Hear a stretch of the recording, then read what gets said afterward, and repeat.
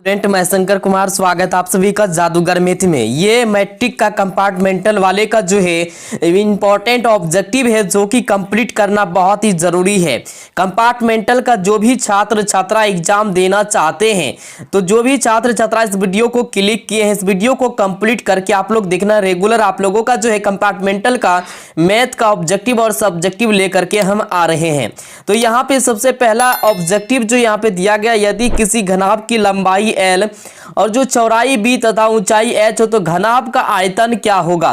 तो घनाभ का आयतन जो है हम बताए थे, घनाभ का आयतन भी पढ़ाए थे, तो आप लोग नहीं पढ़े तो कोई दिक्कत नहीं है। और जो आपको रिमार्क करते जाना है, अगर अभी से आप प्रैक्टिस करेंगे तो आपका जो एग्जाम अच्छा जाएगा, इसलिए प्रैक्टिस करते जाइए। इसका हो जाएगा L into B into H हो जाएगा, यानी ऑप्शन इसका जो है बिल्कुल ए राइट आंसर हो जाएगा।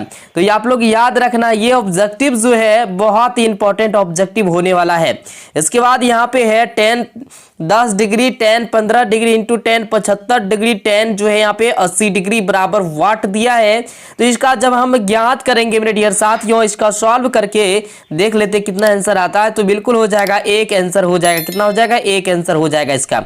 चलिए फटाफट जो है रिमार्क करते जाना है। जो भी छात्र छात्रा इस वीडियो को देख रहे हैं, बहुत ही इंपॉर्टेंट ऑब्जेक्टिव है कंपार्टमेंटल वाले, सब कान खोल करके सुन लीजिए। देखिए आप निम्नलिखित में से कौन सा द्विघात समीकरण है। द्विघात समीकरण वो होता है जिसमें द्वि का घात होता है, मतलब जो दो घात होता है जिसपे उसको हम लोग क्या कहते हैं? द्विघात कहते हैं। तो 3 का राइट जो आंसर होगा यहाँ पे देखिए द्विघात समीकरण। निम्नलिखित में से कौन सा द्विघात समीकरण है? द्विघात समीकरण आपको चूज करना है। तो द्विघात समीकरण मेरे डियर साथियों ऑप्शन इसका जो बिल्कुल बी करेक्ट आंसर हो जाएगा। इसके बाद यहाँ पे दिया गया देखिए, कह रहा है एक बेलन और एक शंकु के आधार समान है, यदि उनकी ऊंचाई भी समान हो तो उनके आयतनों का अनुपात होगा। ऊंचाई समान होगा और आयतनों का अनुपात जब भी होगा तो मेरे डियर साथियों क्या बेलन एक शंकु के आधार के समान है। मान के चलिए इसका जब हम सॉल्व करेंगे तो मेरे डियर साथियों 4 का जो बिल्कुल राइट आंसर होगा 3:1 हो जाएगा। ऑप्शन इसका जो है बिल्कुल डी राइट आंसर हो जाएगा। इसके बाद यहाँ आप देखिए दूरी तो आपको पूछेगा ही। एक्स अक्ष पर बिंदु जो बिंदुओं -1,0 और B 5,0 के समान दूरी पर हैं, ये समान दूरी पर है। मान के चलिए x,0 से हम दोनों में विभाजित करके तब जाके इसका जो है दूरी ज्ञात करते हैं। तो ये सवाल हम पहले भी आप लोगों को पढ़ा चुके हैं, नहीं पढ़े तो जा करके देख सकते हैं, फिर से आप जो है पढ़ सकते हैं। तो इसका हो जाएगा 2,0 हो जाएगा। ऑप्शन बिल्कुल जो है बी राइट आंसर हो जाएगा। इसके बाद है साइन यहाँ पे 19 डिग्री माइनस थीटा, तो बराबर जो हो जाएगा इसका मान जब हम ज्ञात करेंगे तो इसका राइट जो आंसर होगा मेरे डियर साथियों क्या हो जाएगा? कॉस थीटा हो जाएगा। कॉस थीटा क्या हो जाएगा? Cos theta. ऑप्शन जो है यानी सी राइट आंसर हो जाएगा। इसके बाद यहाँ पे जो है निम्नलिखित में से देखिए कह रहा निम्नलिखित में से कौन परिमेय संख्या, परिमेय संख्या आपको चूज करना। निम्नलिखित में से कौन परिमेय संख्या है? रूट यहाँ देखिए √3 और √3 अगर मर्डर हो जाएगा तो यहाँ पे जो है ये परिमेय संख्या आ जाएगा, जिसमें 2 से भाग लगे तो उसको हम लोग परिमेय संख्या कहते हैं। ऑप्शन इसका जो है 7 का बिल्कुल क्या हो जाएगा? सी राइट आंसर हो जाएगा। इसके बाद यहाँ पे देखिए क्या दिया गया है, कह रहा है यदि सेक थीटा बराबर 13/12 तो कॉट थीटा बराबर है। तो कॉट थीटा बराबर क्या होता है? टेन थीटा बराबर होता है P/B, हो जाएगा B/P। तो मान के चलिए यहाँ पे B मेरा जो निकलना और P निकलना है। तो यहाँ पे सेक थीटा बराबर आपका दिले है, तो इसका राइट आंसर जो होगा सॉल्व करेंगे तो मेरे डियर साथियों क्या हो जाएगा? बिल्कुल 8 का आंसर हो जाएगा 12/5। ऑप्शन इसका सी राइट आंसर हो जाएगा सॉल्व करके। आप तो याद रखना मेरे डियर साथियों, सब्जेक्टिव भी आपको जो है 5 नंबरा जो भी सवाल इंपॉर्टेंट है वो भी आपको बता दिया जाएगा। ऑब्जेक्टिव भी आप कंप्लीट करते जाइए। एक बार में रिमार्क नहीं होता है तो दूसरा बार देखिए वीडियो को। बिंदुओं 1,3 को यहाँ पे जो ये जो बिंदु दिया गया है ये आपको सब्जेक्टिव में भी पूछ सकता है। ऐसा नहीं है सिर्फ ऑब्जेक्टिव में ही पूछेगा, नियामक जो है आपको सब्जेक्टिव में भी पूछता है। तो नियामक ज्ञात करने के लिए आपको सूत्र भी लिखा है। ये 2 बिंदु है -3,8 और 3,4 है। तो मिलाने वाली रेखाखंड मध्य बिंदु का नियामक का सूत्र भी हम पढ़ा चुके हैं और इस टाइप का सवाल भी पढ़ा चुके हैं। अगर फिर से अगर आप तैयारी करना चाहते हैं तो जा करके देख सकते हैं इस सवाल को। तो 9 का राइट जो आंसर होगा 0,6 हो जाएगा। ऑप्शन इसका जो है डी राइट आंसर हो जाएगा सॉल्व करके। इसके बाद यहाँ पे किसी वृत्त पर ब्रह्म बिंदु से कितनी स्पर्श रेखाएं खींची जा सकती है। ये भी सवाल आपको पढ़ा दिए हैं 10.1 या 10.1 का सवाल है। तो ये जो होगा किसी भी वृत्त पर ब्रह्म बिंदु से कितनी स्पर्श रेखाएं खींची जा सकती है, ये तो सभी को पता होना चाहिए। 2 स्पर्श रेखाएं खींची जा सकती है। ऑप्शन इसका जो है बी बिल्कुल राइट आंसर हो जाएगा। ये याद रखना, निम्नलिखित में से कौन सी संख्या एक घटना की प्रायिकता नहीं हो सकती है। इनमें से घटना की प्रायिकता की संख्या नहीं हो सकती है, कौन ऐसा संख्या है। तो ये 11 का जो बिल्कुल राइट आंसर होगा मेरे डियर साथियों -0.5 हो जाएगा। ऑप्शन इसका जो है बी बिल्कुल राइट आंसर हो जाएगा।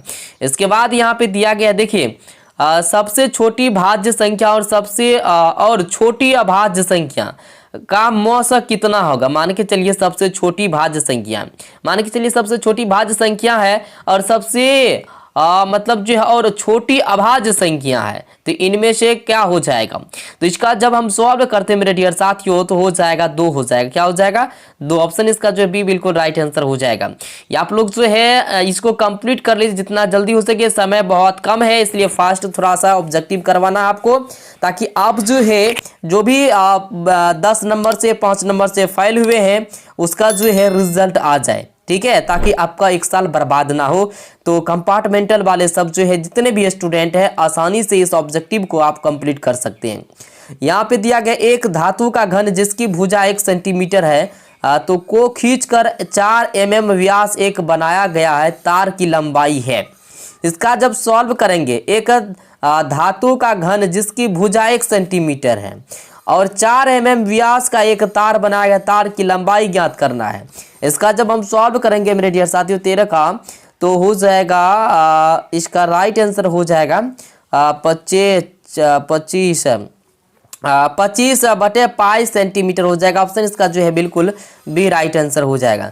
इसके बाद है 1 + tan स्क्वायर थीटा बराबर जो है इसका मान जो होगा, इसका जब भी मान होगा तो आपको ये भी सवाल आपको पढ़ाए थे, त्रिकोणमिति का सवाल है, तो हो जाएगा sec स्क्वायर थीटा। ऑप्शन जो इसका ए राइट आंसर हो जाएगा। इसके बाद यहाँ पे दिया गया देखिए यदि 2 समरूप त्रिभुजों की संगत भुजाओं में 3:4 का अनुपात है तो उनके परिमापों का अनुपात होगा।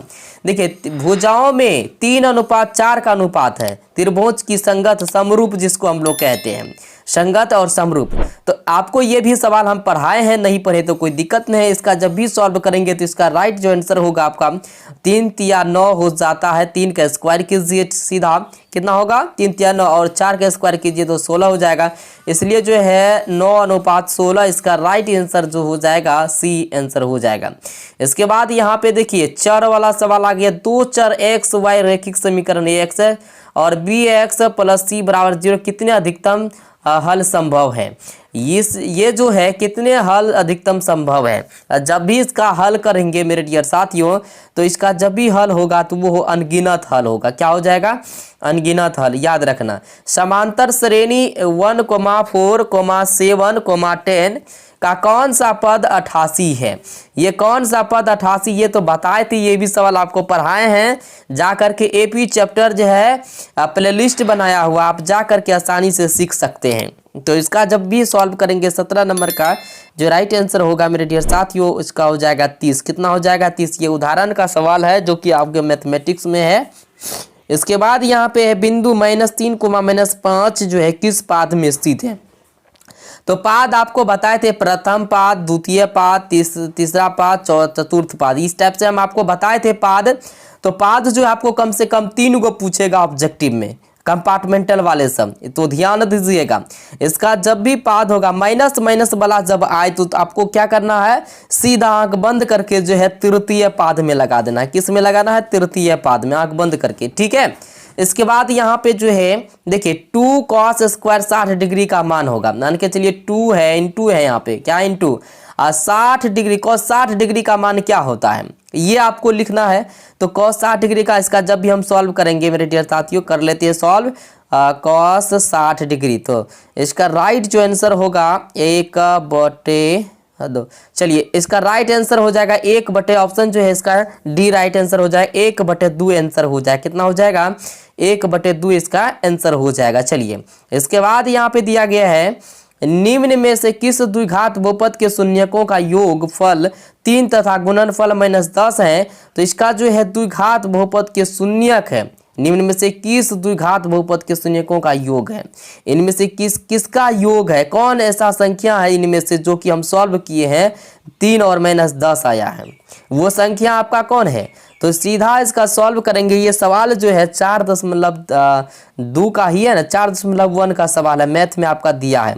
तो बिल्कुल जो इसका जब भी सॉल्व करेंगे तो हो जाएगा x² प्लस 3x - 10। ऑप्शन इसका जो है बी बिल्कुल राइट आंसर हो जाएगा। क्या हो जाएगा? बी आंसर हो जाएगा। ठीक है, इसके बाद यहाँ पे है, देखिए कह रहा कि 12 मीटर ऊंचे खंभे की जमीन पर पड़ रही छाया की लंबाई 4√3 मीटर है।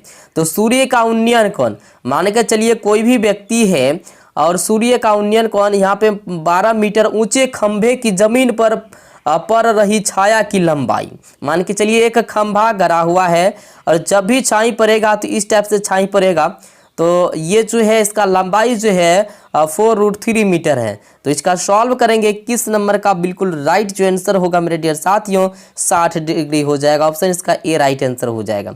इसके बाद यहाँ पे है त्रिभुज एबीसी एक समकोण त्रिभुज है जिसमें कौन सी 90 डिग्री है? तो cos a + b का मान है। तो इसका मान जब भी होगा सॉल्व कर लेता हूँ। त्रिभुज एबीसी समकोण त्रिभुज है जिसमें कि कौन सी जो है 19 डिग्री है, लेकिन cos a + b का मान होगा। तो इसका जब भी मान होगा सॉल्व करेंगे मेरे डियर साथियों तो क्या हो जाएगा? 1 हो जाएगा मान इसका। कितना हो जाएगा? 1। ऑप्शन इसका बी राइट आंसर हो जाएगा। इसके बाद है बिंदुओं 2,3 एवं -2,3 के बीच की दूरी। इसका जब भी दूरी निकालेंगे, दूरी सूत्र आपको बताए थे, आसानी से निकाल सकते हैं। x2 - x1 का होल स्क्वायर, y2 - y1 का होल स्क्वायर। ये सब्जेक्टिव में भी पढ़ाए थे, आपको नहीं देखे हैं तो जाके देख लीजिएगा। इसका जब भी दूरी ज्ञात करेंगे मेरे डियर साथियों तो इसका राइट आंसर हो जाएगा, क्या हो जाएगा? 3 हो जाएगा सॉल्व करके। कितना हो जाएगा? 3। चलिए इसके बाद यहाँ पे एक बेलन तथा शंकु आधार की त्रिज्या 3:4 के अनुपात में है तथा उनकी ऊंचाई 2:3 के अनुपात में है। तो बेलन का आयतनों का अनुपात, इसका अनुपात जब भी ज्ञात करेंगे तो मेरे डियर साथियों यहाँ पे क्या पूछा है? बेलन के आयतनों का अनुपात।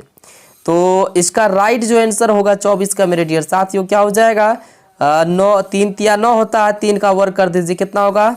तो 9 हो जाएगा और 4 का वर्ग करेंगे तो कितना हो जाएगा? देखिए करके, तो इसका अनुपात निकलना है कितना ये कर लेंगे तो ऊंचाई हो जाएगा 3 तिया 9 4 चौके 16, 3 तिया 9 2 दूनी 4, इनमें से इसको घटा देंगे तो हो जाएगा कितना? तो 24 का सही आंसर जो होगा मेरे डियर साथियों सॉल्व करके आपका 9:8 हो जाएगा।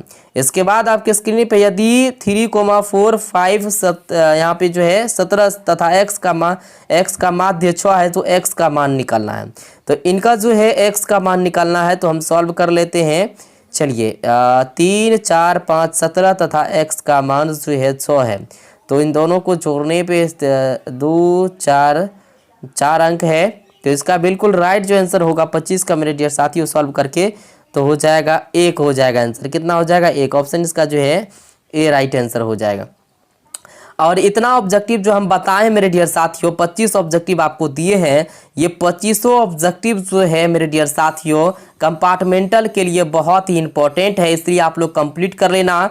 और भी वीडियो लेकर आएंगे, एक पार्ट और आएगा ऑब्जेक्टिव का, बस आप लोगों को जो है कंपार्टमेंटल कंप्लीट हो जाएगा।